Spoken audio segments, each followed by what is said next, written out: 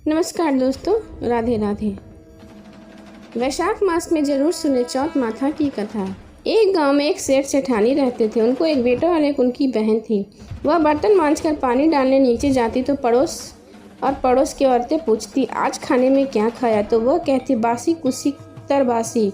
एक दिन जब वह बर्तन मांज रही थी तो पानी फेंकने गई तो रोजाना की तरह औरतों ने पूछा कि आज क्या खाया? तो फिर उसने यही जवाब दिया, बासी कुसी तरबासी। उस दिन सेठ के बेटे ने नीचे उतरते उसकी यह बात सुन ली और मन में सोचने लगा, अभी तो यह ताज़ा भोजन करके आए, फिर भी इसने दूसरों को बासी कुर्सी क्यों बताया।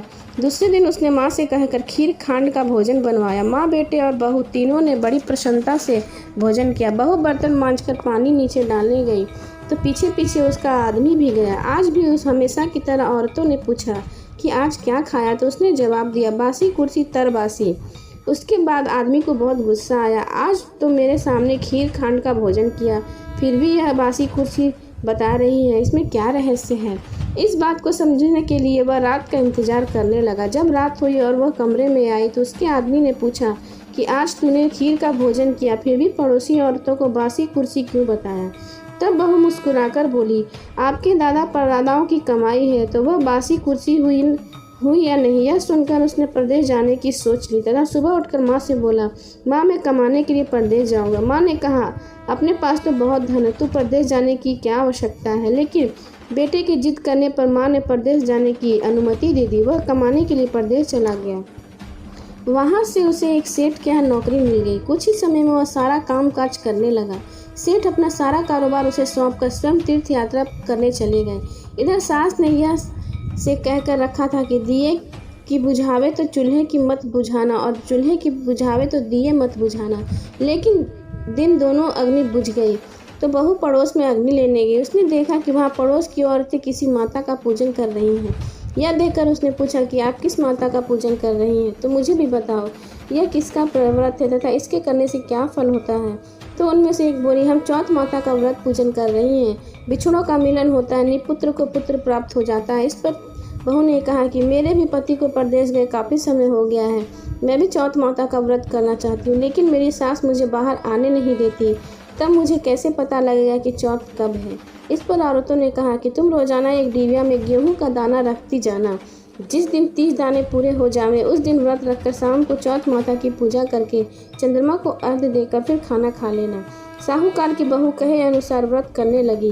व्रत करते करते काफी समय बीत गया। चौथ माता ने सोचा कि यदि इसकी नहीं सुनी तो अपने की कोई पूजा नहीं करेगा। तब चौथ माता ने साहूकार के बेटे को स्वप्न में जाकर कहा कि सरकार का बेटा सो रहा है या जाग रहा है। उसने कहा, ना सो रहा है ना जाग रहा है, चिंता में पड़ा है। इस पर चौथ माता ने कहा कि अब चिंता छोड़ और तेरे घर जाकर सबकी सुध ले। उसने कहा कि मैं कैसे जाऊं, मेरा कारोबार बहुत फैला हुआ है। तब चौथ माता बोली, सुबह उठ के नहा धोआ कर दुकान जा कर चौथ विनायक जी का नाम ले और घी का दीपक जलाना, तेरे सारे काम सुलझ जाएंगे।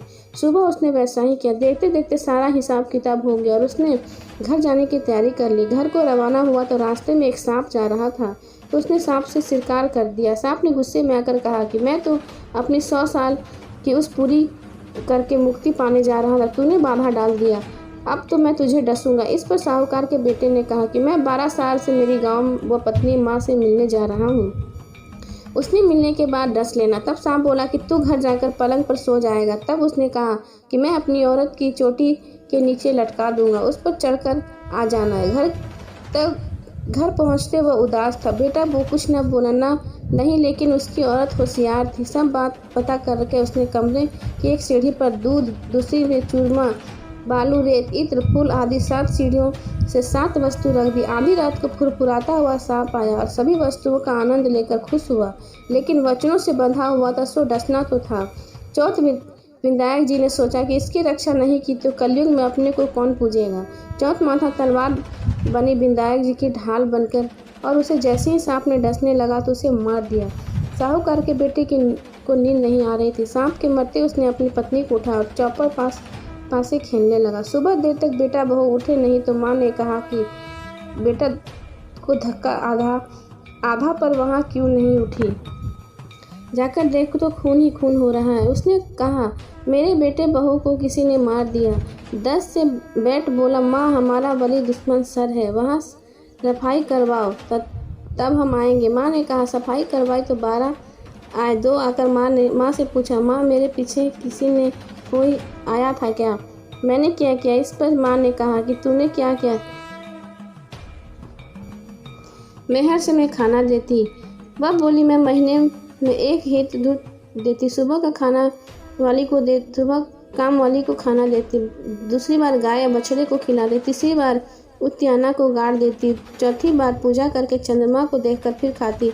मैंने पूजा किए, बिंदिया की दुकान से घी गुड़ मंगवाया, सो उसका जाकर हिसाब करी। सास ने पानी वाली से पूछा तो उसने कहा कि महीने में 1 दिन मुझे। एक देवड़ी बछड़े से पूछा तो उसके मुंह में फेंक से फूल गिरे। उटियाना खोदा तो रोटी के सोने के चक्कर निकले। बनिया से पूछा तो उसने भी कहा कि महीने में 1 बार मेरे से घी गुड़ मंगवाती थी। फिर दह ने कहा कि मुझे अब वैशाख चौथ का उद्यापन करना है। सास बहू ने चौथ माता का व्रत व उद्यापन धूमधाम से किया और आराम से जीवन बिताए। हे चौथ माता, उस पर प्रसन्न हुई जैसी सब पर प्रसन्न होना और सभी की मनोकामना पूरी करना, अमर सुहाग देना और हर किसी की मनोकामना जरूर पूरी करना।